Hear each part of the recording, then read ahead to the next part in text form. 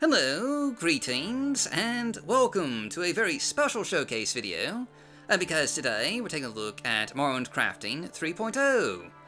5 years ago, we did our original showcase on Morrowind Crafting 2.0, and since then, the mod team of Drac and Dakata have been working tirelessly towards this release for the, by far, most extensive crafting mod ever made for Morrowind, allowing you to build nearly everything in the game, and quite a few things that weren't in the original game. Morrowind Crafting 3.0 introduces new MWC Lua functionality, with seamless integration of crafting skills, so you know they work just like your regular skills, a new and highly detailed crafting menu, and support for Terry build, including the ability to craft most of the items that you can find in TR. Morrowind Crafting 3.0 brings just a lot of new mechanics to the fore, and has one of the biggest gameplay mods for Morrowind. We'll be taking a detailed look at just each of the new crafting features, how they're integrated into the game, and just show off some of just what all you can build with this amazing mod. As always, downlinks and timestamps are just right down below. So let's begin with the basics and take a look at your new crafting skills and examine just how you can gather resources in this latest release. Morrowind Crafting 3.0 adds 9 new skills to the game, which you can see here when you open up your inventory and just scroll down to the other skills category. These include cooking, masonry, crafting, mining, woodworking, metalworking, sewing, fletching, and smithing. Each has a governing attribute, and you can train and level these up the same way as your other skills, by manually using them. And of course, there's a progress bar to just show you how close you are to leveling one of these skills.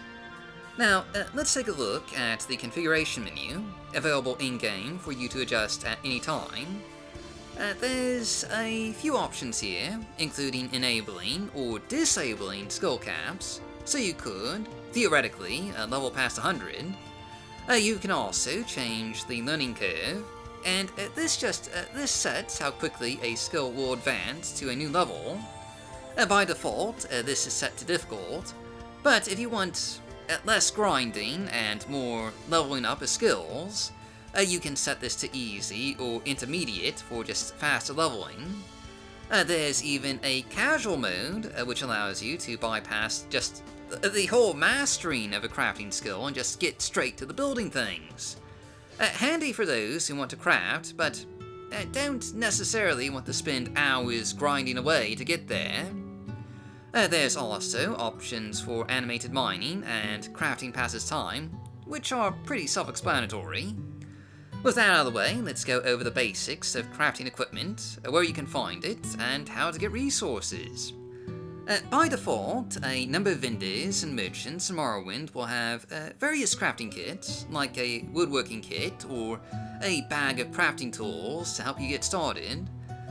There are a large number of different pieces of crafting equipment, each associated with different skills. Some of which can be found in loot or purchased from vendors, others of which you'll need to craft yourself, or just find out in the game world somewhere. We'll go over the specifics with regards to each skill later, but suffice to say that there's a lot of crafting options here, and with so many options, there's going to be a ton of tools, but again, we'll get to that here in a moment. First, you can also buy various raw ingredients from merchants, such as cooking ingredients for obviously cooking, logs for woodworking or for smelting, bolts of cloth for sewing, clay for pottery, sand for glass blowing, various ingredients for brewing poisons, liquor, and so on and so forth. Again, you can find some of these raw resources as part of loot just found out in the game world, but you can also find some of these in a raw form that you can harvest. Sand and clay, for example, can be found deposited just around lake and riverbeds, and you can use your crafting skill to harvest them. Though, without a high skill, they will be fouled fairly quickly, and you'll have to wait a little while for them to respawn. Various raw ores, like iron ore, silver ore, and coal, can be found mixed in mines just around Morrowind, which you can mine using your mining skill and a pickaxe. And this is where animated mining comes in, as one option here is to physically swing your mining pick at ore in order to harvest them. And obviously, you know, the higher your mining skill, the more ore you're going to be able to harvest. Other raw materials, like logs, can be purchased in bulk from wood sellers just located in most towns and cities. Currently, Morrowind crafting doesn't support chopping wood from trees, unlike Ashfall, and so the most reliable way to get logs is just from these wood sellers. And the type of logs these merchants will have will vary depending on region, with specialized types of wood being more common in just different parts of the game world. Parasol logs, for example, are more common in the Azurian coast region. Now, one last thing I'd like to just point out here before we get to the actual, crafting bits. You'll also find furniture sellers in Ebonheart and Mournhold, who both sell furniture and buy furniture, should you, need to get rid of your excess inventory, or want to buy some quick and easy furniture without, having to craft it. But that's it for the basics, so let's take a look at the actual crafting mechanics, starting with woodworking. Woodworking, naturally, involves a carpentry kit, which will bring up the crafting menu that you can see here. And with Morrowind crafting, you can build everything from a fork or rolling pin to crates, barrels, chests, closets, to bookcases, tables, chairs, desks, to king-size beds, pottery wheels, and just everything in between. But obviously, to begin with, you won't be able to craft everything just right away, unless you're using casual mode. To begin with, you're probably going to want to start with the basics to just level up your skill a bit, and that means forks, rolling pins, spoons, and other various little utensils until, you're ready to handle the more actually skilled stuff, like, furniture. There's hundreds of items that you can create with woodworking, and when you're ready to tackle furniture and containers, you'll find that placing and installing them is really just pretty simple. Just, drop them from your inventory, as you would a normal item, and then just try and move them to where you want them. Now, I will just, point out that this will be a lot easier if you have perfect placement installed.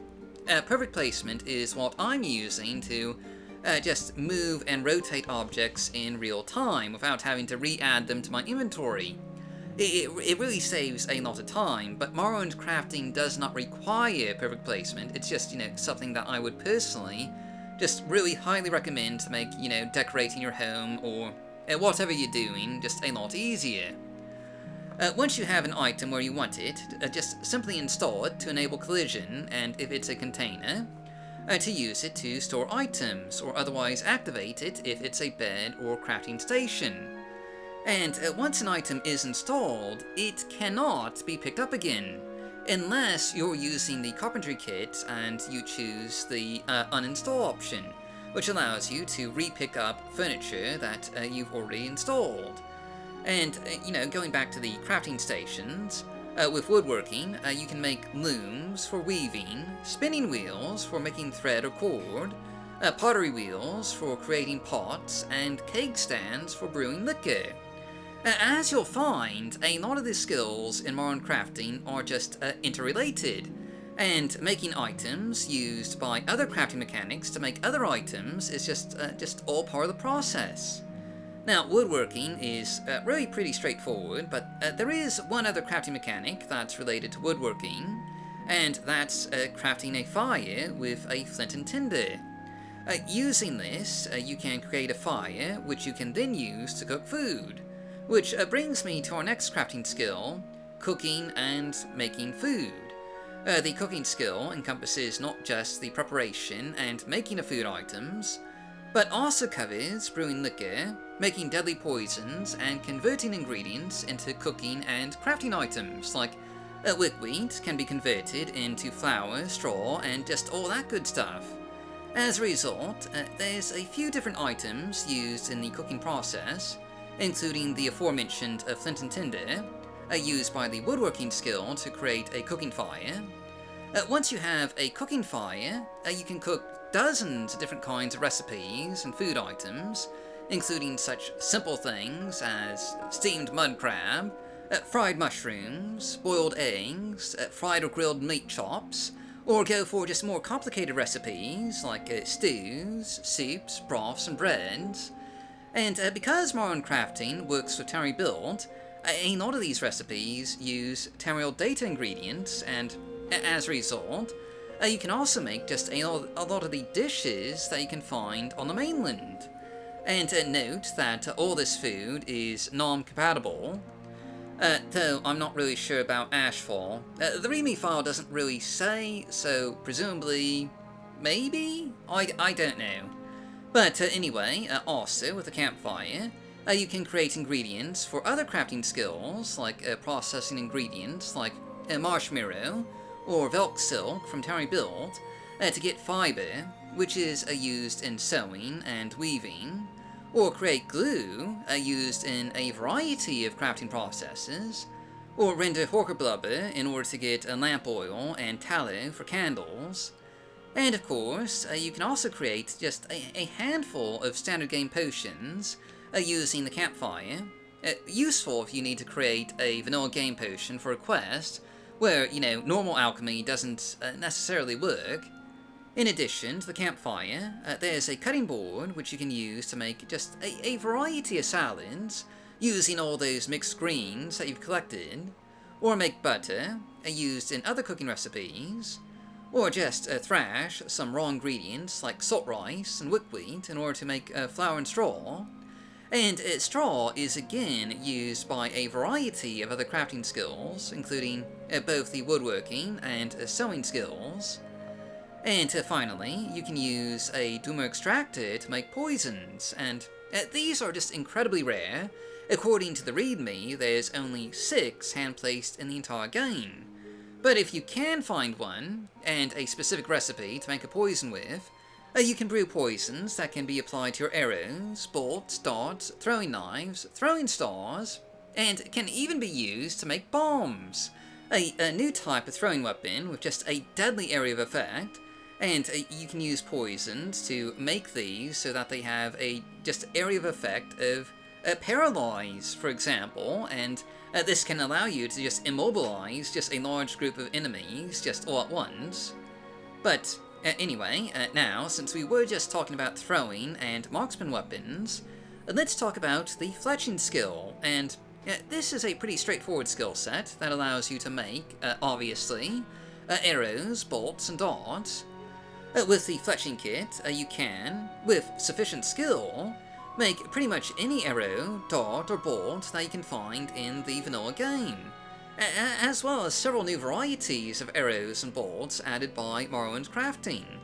This includes heartwood arrows, which can only be crafted from the heartwood harvested from Spriggans, and these are a unique type of arrow that have just a particularly high enchantment capacity.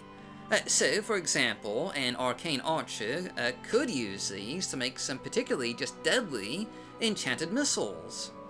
You can see some of the arrows and bolts that you can craft here, and yes, you can even craft Daedric bolts, arrows, and darts if you have just a really, really high skill in fletching.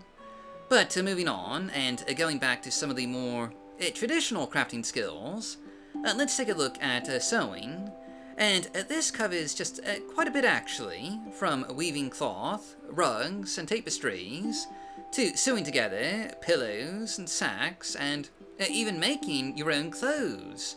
The sewing skill utilizes just a lot of different components and equipment, including looms for weaving, sewing kits and shears for sewing, and spinning wheels for creating the raw thread needed for just a lot of the actual, sewing and weaving crafting activities. Now, there's quite a few steps involved with sewing. First and foremost, you can create empty spools by using the woodworking skill and the carpentry kit, and you can create raw fiber by using the cooking skill and the cutting board to reduce ingredients like buckwheat to, fiber. Then you can use the spinning wheel to combine the two into full, spools of thread, which are then used with the loom in creating bolts of cloth, and it can also be used to make final decorative products like tapestries. Otherwise, bolts of cloth can be cut with shears to make prepared cloth. And for that matter, you can also cut up clothing you've already made, or extra clothing that you just, happen to have on hand, as well as folded cloth to make prepared cloth. And now, prepared cloth is used to make everything just clothing related, from pants to shirts to some hats and gloves, not to mention rugs. Though some clothing is also made with coyote hide or guar hide or wolf pelts or bear pelts or just, so on and so on. There's a lot of different types of clothing that you can make, including stuff from TR, and they all have just different requirements with different items required for crafting. And in any event, to briefly summarize, the loom can be used to make rugs, mats, cushions, wall hangings, and bolts of cloth. The sewing kit can be used to make pants, shirts, gloves, belts, shoes, robes, and basically everything, even just remotely clothing related. There's a lot to love here for the crafters out there who really, really like to thread the needle with a sewing kit. But moving on, let's take a look at a similar skill set, or rather two I should say, smithing and metalworking. I'm covering these two together because they are just fairly interrelated, though you could say that about all the skills in modern crafting, but it is especially true when it comes to smithing and metalworking here. But in any event, metalworking covers the creation of metal furniture, crafting tools like the anvil, regular tools like repair prongs, hammers, lockpicks and probes, iron candle stands and floor lamps, various kitchenware and dining utensils, and the creation of ingots from scrap metal. Smithing, on the other hand, covers the crafting of weapons, armor, and the smelting of ingots from raw ore, as well as scrapping old weapons and armor for their raw scrap metal, which can then be used with metal crafting to be reforged into new ingots. In a lot of ways, metalworking is pretty similar to woodworking. It uses the metalworking toolkit, which you can buy from various merchants, and the crafting menu here is just fairly similar, with lots of Dwemer and metal furniture and containers that you can craft. Though notably, when it comes to Dwemer furniture, these are not the characteristic rusted metal hulks that you're familiar with from Dwemer ruins, but rather new, shiny metal furniture that hasn't decayed from, years of neglect. Obviously, making most types of items with metalworking will require ingots of one kind or another, but some items, like floor lamps, will, require tallow for the candles, as well as another ingredient in order to dye the candle, like a stone flower for blue candles, or willow flower for pink candles, and just, so on and so forth. Additionally, while you can make lockpicks and probes with metalworking, you'll need a decent or high security skill in order to actually craft them successfully.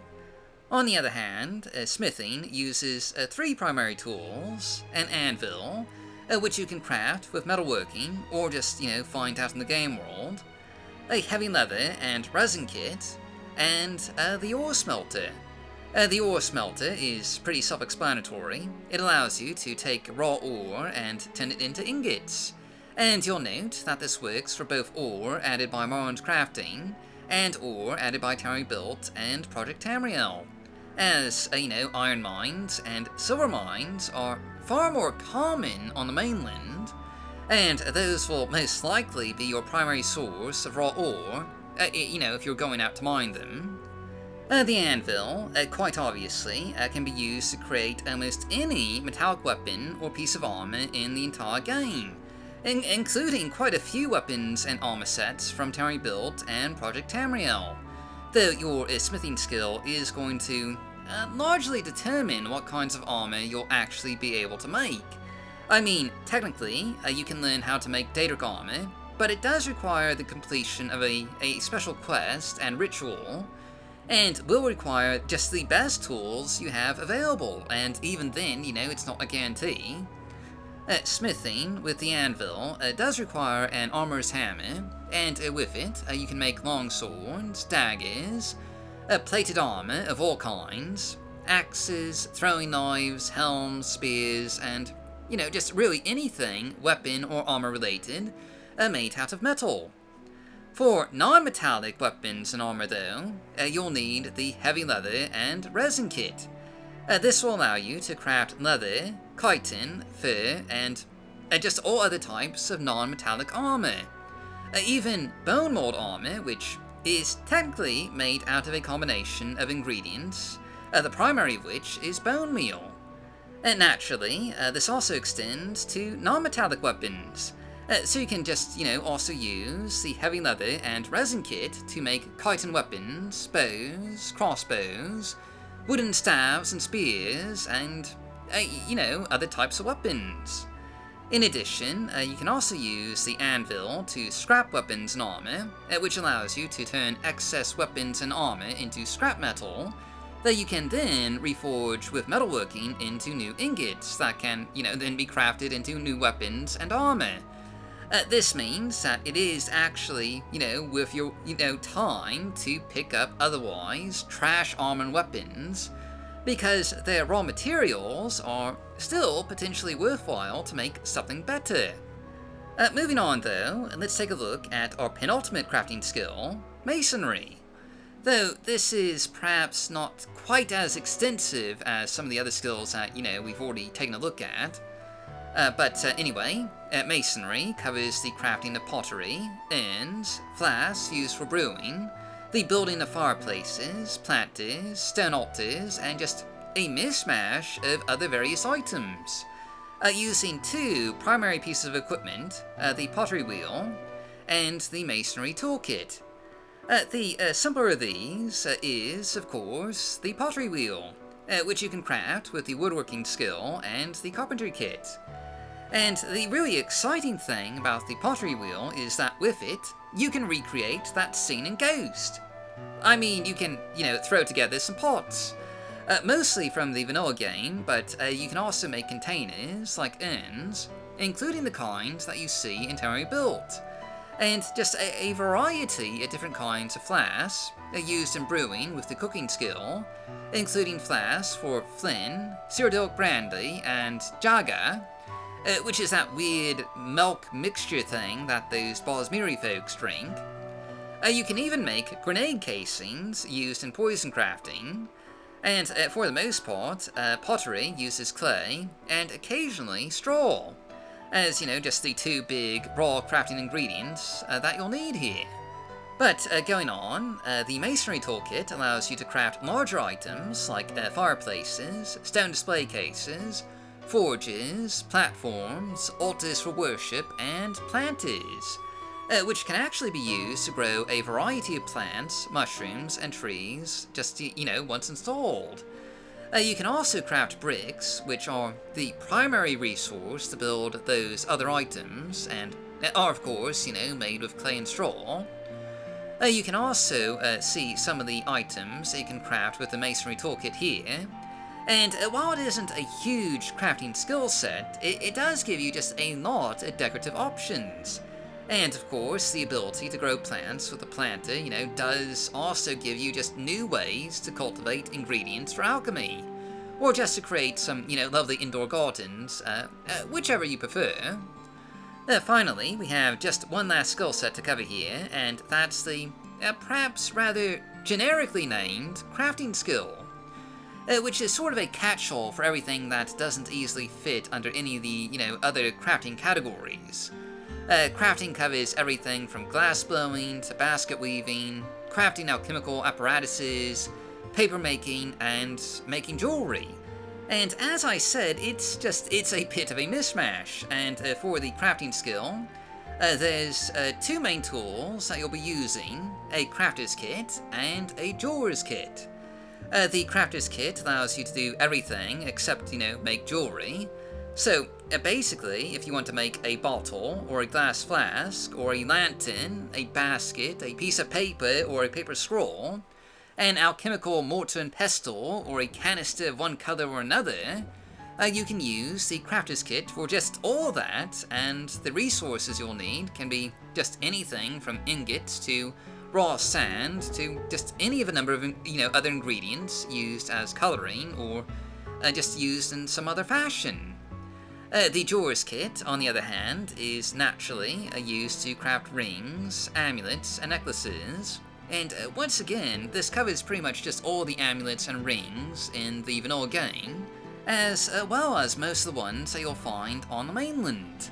With Project Tamriel and Tamriel Built. And as you might expect, most of these will require some combination of iron or silver ingots, gems of some variety, and a few can be made with clay and or sand. Real quick, you can see just some of the items that you can make with the crafting skill set here. It really is just, it is a bit of a hodgepodge, but, a lot of this does just interrelate with the other crafting skills, as you can probably imagine. Now that pretty much covers just all the different crafting mechanics and skills that you'll find in Morrowind crafting, but that still probably doesn't really quite give you an idea of just the sheer scale of things that you can create. So to help with that, we're going to be using Morrowind crafting houses, which are just a set of empty homes that you can purchase.